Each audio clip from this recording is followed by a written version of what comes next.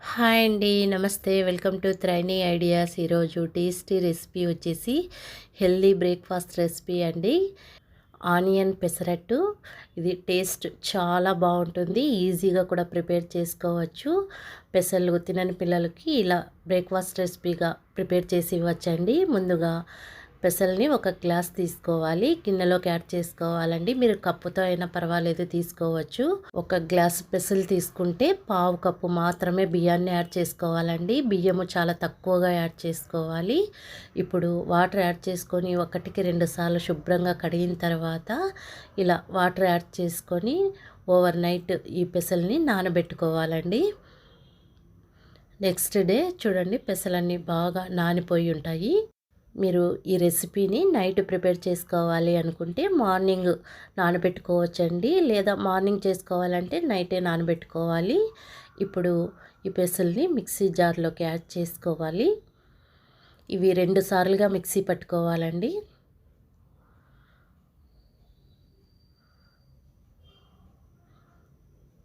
ఇలా పెసల్ని యాడ్ చేసుకున్న తర్వాత చిన్న అల్లం ముక్క, అలాగే 4 పచ్చిమిర్చి యాడ్ చేసుకోవాలి.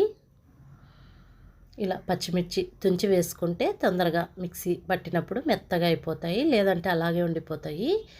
ఇప్పుడు కొంచెం సరిపడా సాల్ట్ యాడ్ చేసుకొని 1/2 టీ స్పూన్ పసుపు యాడ్ చేసుకోవాలి. వాటరు 1/2 గ్లాస్ మాత్రమే యాడ్ చేసుకోవాలండి, ఎక్కువ అవసరం లేదు. మరి దోశ పిండికి పోసినట్టు పోసేయకూడదు. ఇలా మెత్తగా మిక్సీ పట్టుకోవాలి.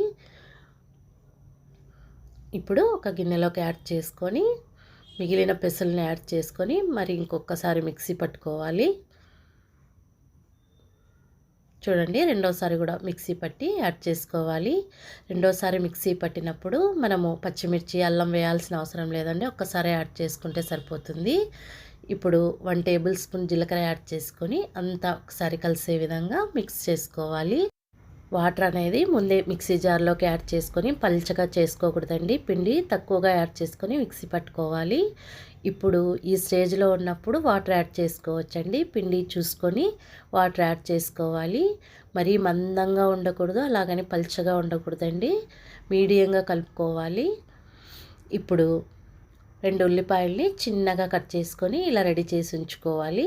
ఇవి పెసరట్టు పైన వేసుకోవడానికండి. అలాగే 2 పచ్చిమిర్చి చిన్నగా కట్ చేసుకొని పెట్టుకోవాలి. అలాగే కొంచెం కొత్తిమీర, ఇవి కలిసే విధంగా మిక్స్ చేసుకోవాలి. ఇప్పుడు స్టవ్ వెలిగించి ప్యాన్ పెట్టుకోవాలి. ప్యాన్ వేడైన తర్వాత ఆయిల్ అప్లై చేసుకున్న తర్వాత పెసరట్టు వేసుకోవాలి. ఈ పెసరట్లు నాన్ స్టిక్ కన్నా ఇలా ఇనుప పెనం పైన చాలా రుచికరంగా ఉంటాయండి. టేస్ట్ చాలా బాగా వస్తాయి. స్టవ్ని మీడియం ఫ్లేమ్ మీద ఉంచుకొని పెసరట్లు వేసుకోవాలి, చాలా బాగా వస్తాయండి. పైన ఉల్లిపాయలు వేసుకోవాలి.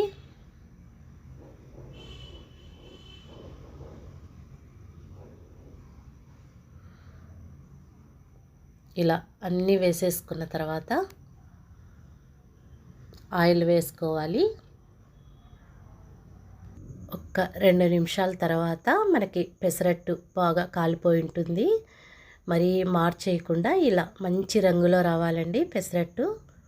చూడండి, మంచి రంగులో వచ్చేసింది. మనము ఇప్పుడు పెసరట్టు తీసేసుకోవాలి.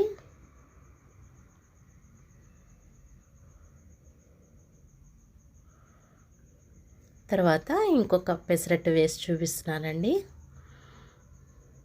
సేమ్ అలాగే అన్ని పెసరట్లు వేసేసుకోవాలి. చిన్నపిల్లలకి పెసలు డైరెక్ట్గా ఇచ్చారంటే తినరండి. ఇలా బ్రేక్ఫాస్ట్ రెసిపీగా ప్రిపేర్ చేసి ఇచ్చారంటే చాలా ఈజీగా తినేస్తారు, హెల్దీ కూడా.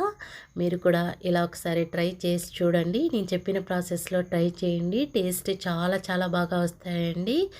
ఈజీగా కూడా ప్రిపేర్ చేసుకోవచ్చు. మీకు ఈ వీడియో నచ్చినట్టయితే లైక్ చేయండి, షేర్ చేయండి. మరిన్ని టేస్టీ రెసిపీస్ కోసం త్రైనీ ఐడియాస్ సబ్స్క్రైబ్ చేసుకోండి. Thanks for watching.